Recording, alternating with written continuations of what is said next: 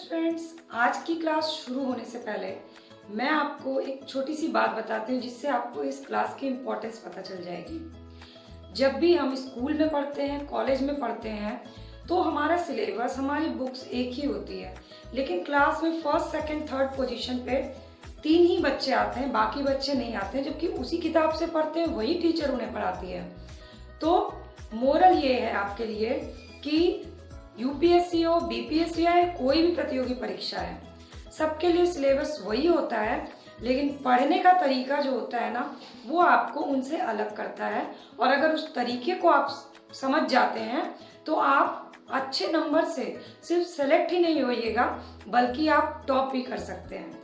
ज़्यादातर स्टूडेंट्स के साथ क्या होता है कि पढ़ना कैसे है, एनालिसिस कैसे करना है, ये सब समझते समझते कई साल बीत जाते हैं, क्योंकि उन्हें कोई प्रॉपर गाइडेंस नहीं मिलता है।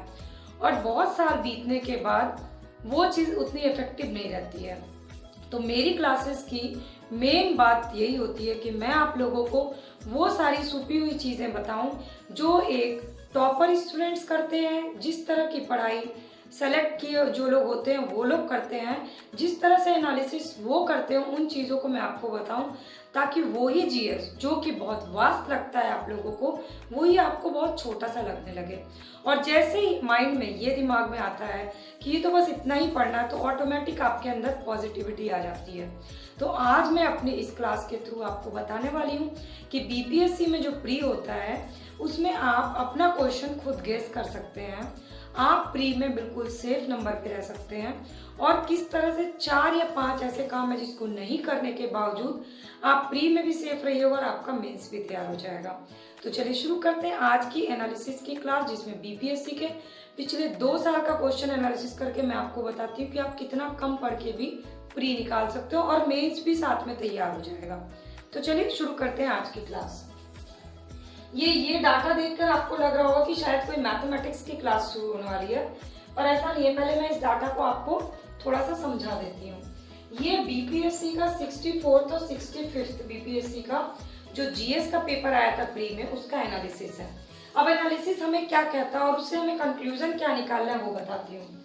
एनालिसिस के अकॉर्डिंग बीपीएससी में हर साल, मैंने इससे पहले भी वीडियोस के थ्रू पिछले 10 सालों के क्वेश्चन का एनालिसिस पोस्ट किया था और वो वर्क भी किया, और 64 बीपीएससी में उसी पैटर्न पे क्वेश्चन आए थे। उसकी लिंक मैं आपको डिस्क्रिप्शन बॉक्स में दे रही हूँ, आप देख सकते हैं। तो अब मैं आपको 64th और 65th का ही बस कंपैरिजन बता रही हूँ।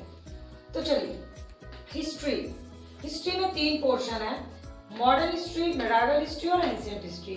इन तीनों को मिलाकर 64th बीपीएससी में 34 क्वेश्चन आए और 65th में 28 क्वेश्चन आए। यानी आपको कंक्लूजन क्या निकालना है कि मिनिमम और मैक्सिमम, अगर हिस्ट्री में मिनिमम क्वेश्चन भी जाता है तो मिनिमम क्वेश्चन रहेगा 25 और मैक्सिमम 35 तक जा सकता है। ठीक, आप इस एनालिसिस को ध्यान से देखिएगा, उसके बाद जो मैं कंक्लूजन निकालूंगी तो आपको खुद लगेगा कि आप इस पैटर्न पे प्री की तैयारी सिर्फ 2 महीने में करके किस तरह से प्री में एक अच्छे स्कोर पे रह सकते हो और मेंस भी तैयार हो जाएगा।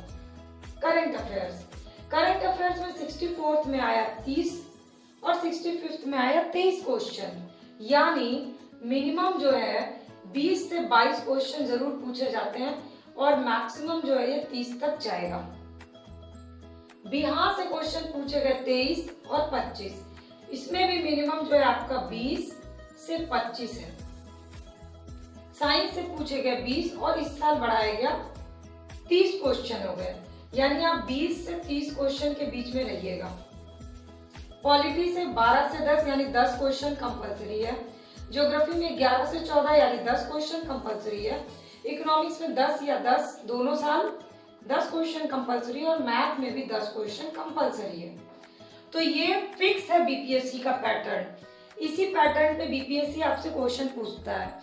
आयोग, कोई भी आयोग जो आपकी परीक्षा लेता है ना, उसके ना सिर्फ पैटर्न फिक्स होते हैं बल्कि टॉपिक और सब टॉपिक भी फिक्स होते हैं। तो जो बहुत सारे स्टूडेंट्स होते हैं ना, जो बिल्कुल ज्योग्राफी पे रिसर्च करते हैं, पॉलिटी में रिसर्च करते हैं, जो कि उनका सब्जेक्ट नहीं है, साइंस बैकग्राउंड वालों का सब्जेक्ट नहीं है ज्योग्राफी, पॉलिटी और इकोनॉमिक्स पढ़ना, पर तब भी प्रेशर में आके कि जीएस बहुत वास्ट सब्जेक्ट है, वो इन सब्जेक्ट्स पे रिसर्च करते हैं।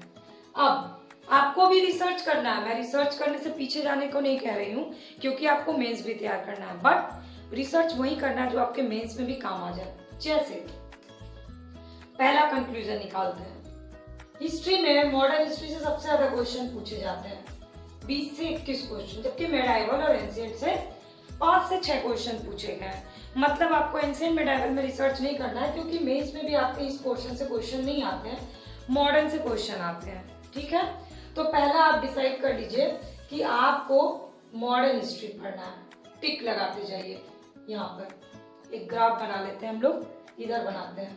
हिस्ट्री में आपको मॉडर्न पे रिसर्च करना है, यानी बुक रीडिंग आपको अच्छी से किस सब्जेक्ट में करनी है, मॉडर्न में करनी है, क्योंकि अगर आप ये करिएगा तो ना सिर्फ प्री में अच्छे स्कोर रहेंगे बल्कि मेंस भी तैयार हो जाएगा।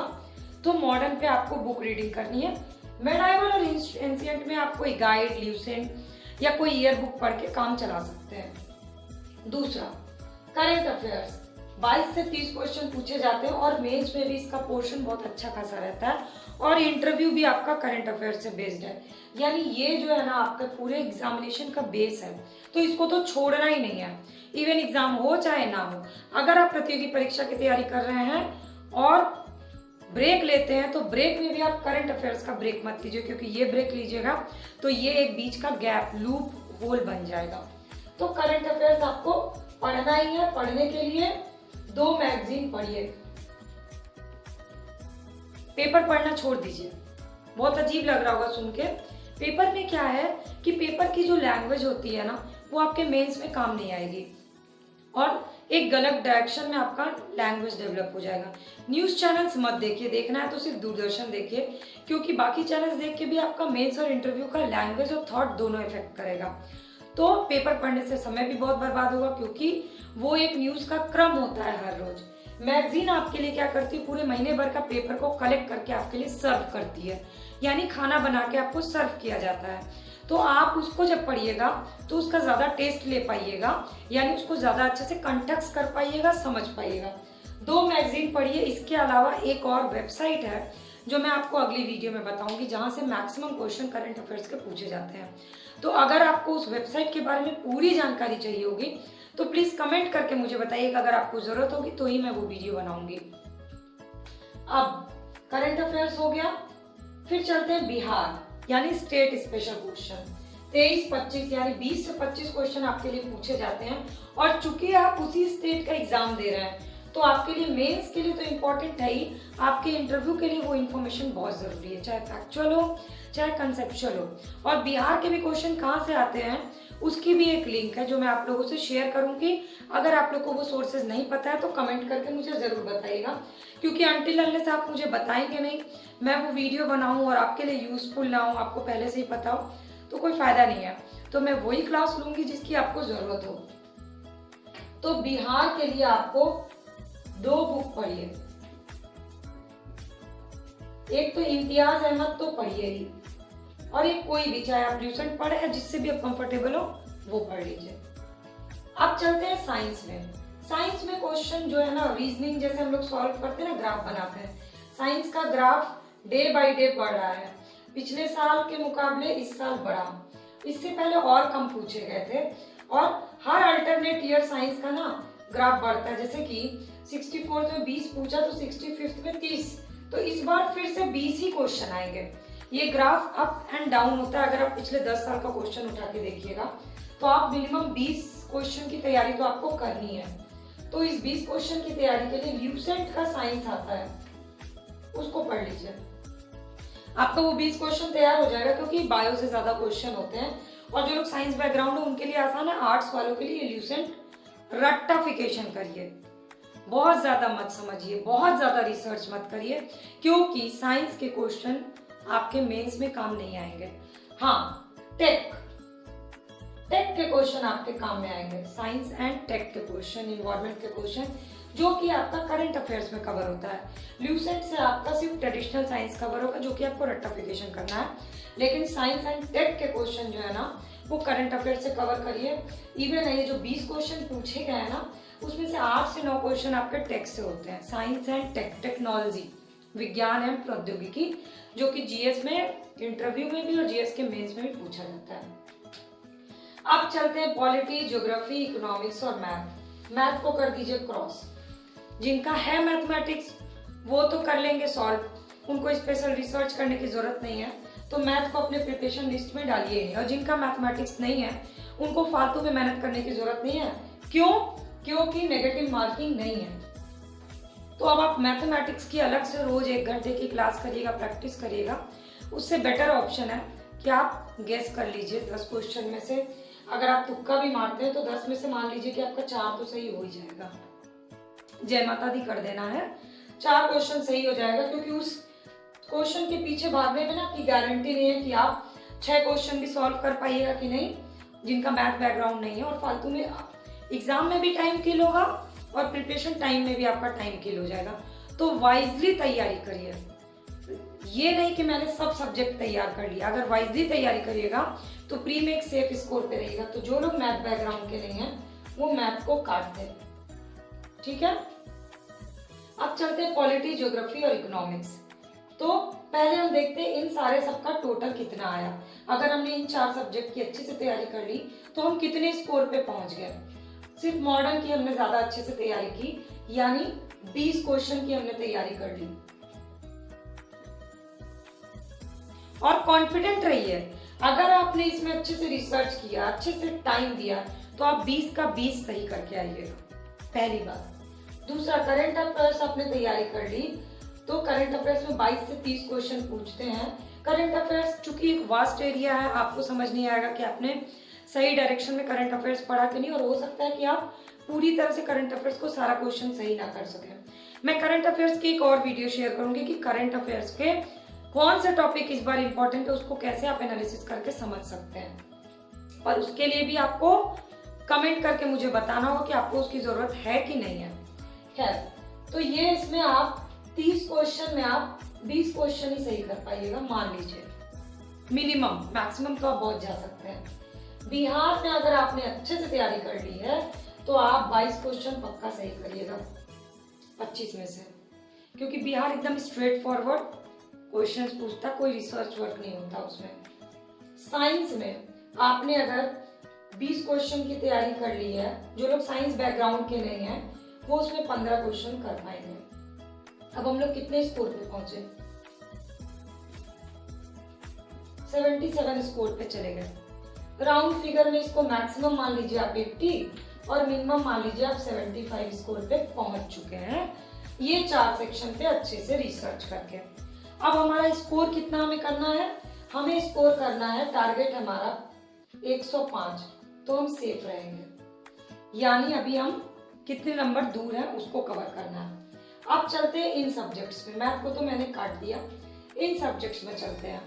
पॉलिटी, ज्योग्राफी, इकोनॉमिक्स, ये तीनों सब्जेक्ट मेंस में पूछे जाते हैं, तो इसकी बुक रीडिंग तो आपको करनी है। लेकिन फिर आपको ये लगेगा फिर सबकी तो बुक रीडिंग ही करनी है, तो बचा क्या सिर्फ मैथ या साइंस?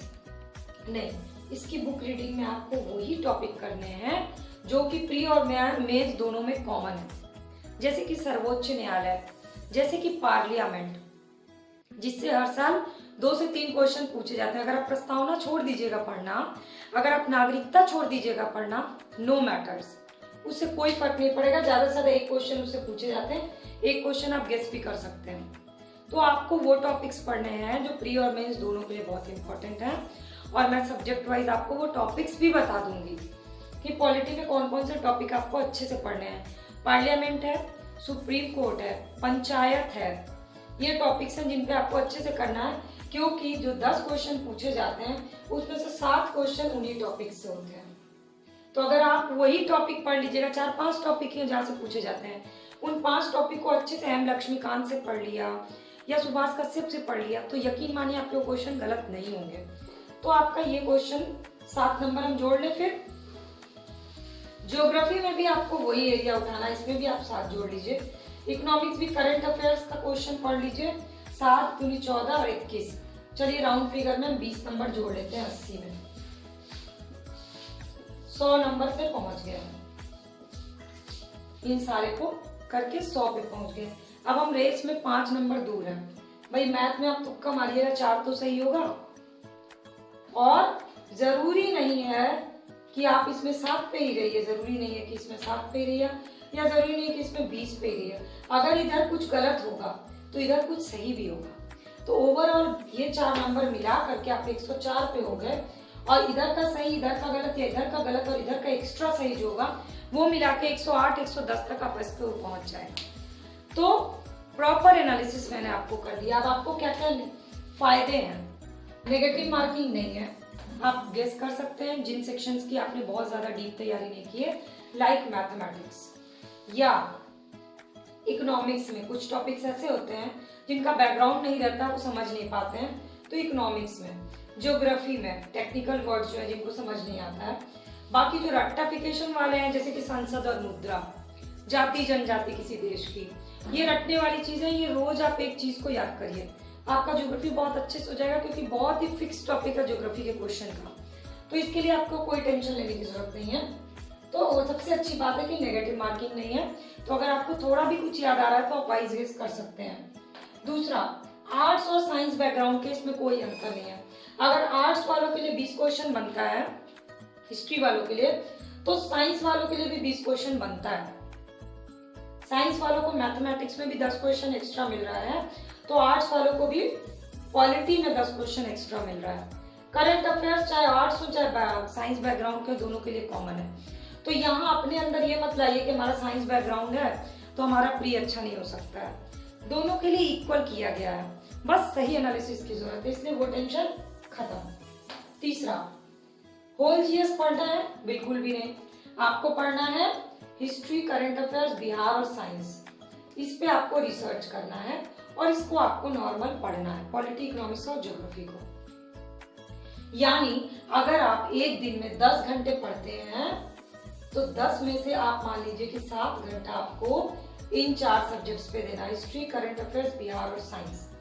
और करंट अफेयर्स की मैंने लास्ट वीडियो में जैसा आपको बताया था पढ़ने का तरीका, तो जो टॉपिक आप करंट अफेयर्स में पढ़ रहे हैं, कोई भी सबमिट पढ़ रहे हैं, कोई भी जाति जनजाति के बारे में, तो उसको पॉलिटी, ज्योग्राफी या इकोनॉमिक्स के उस टॉपिक से लिंक करके पढ़ना है, तो ऑटोमेटिक आपका ये भी साथ में कवर हो जाएगा। तो होल जीएस पढ़ने की जरूरत नहीं है, तब भी होल जीएस आपका तैयार हो जाएगा। मेंस की भी तैयारी अलग से करनी है? नहीं, मेंस की तैयारी आपकी इसी के साथ हो जाएगी, क्योंकि जो जो पोर्शन मेंस में इंपॉर्टेंट है उन्हीं पोर्शन से क्वेश्चन ज्यादा पूछे जाते हैं। तो आप क्या पीटी में सेफ है? अगर इस एनालिसिस को फॉलो कर लिया तो पीटी में 200% आप सेफ है। अब बताइए कि क्या आप इस तरह से एनालिसिस करके प्री की तैयारी करते हैं? अगर नहीं करते हैं तो इन 2 महीनों में इसी एनालिसिस को फॉलो करके प्री की तैयारी करिए। पढ़ने का तरीका आप अपना ही रखिए, टाइम टेबल आप अपना ही रखिए, बस इस एनालिसिस के अनुसार टाइम डिस्ट्रीब्यूशन कर लीजिए।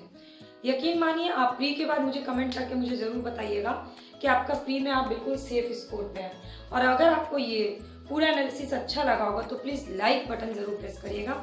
कमेंट सेक्शन में आप अपने क्वेश्चंस मुझे कमेंट करिए, और रोज मेरी क्लास की वीडियो से अपडेट रहना, वो भी फ्री ऑफ कॉस्ट। तो प्लीज सब्सक्राइब या फॉलो बटन को क्लिक कर लीजिए। डेली की क्लास अपडेट आपको फ्री ऑफ कॉस्ट मिल जाएगी। थैंक्स फॉर वॉचिंग रचनास क्रिएशन, कच्छी से कलम तक।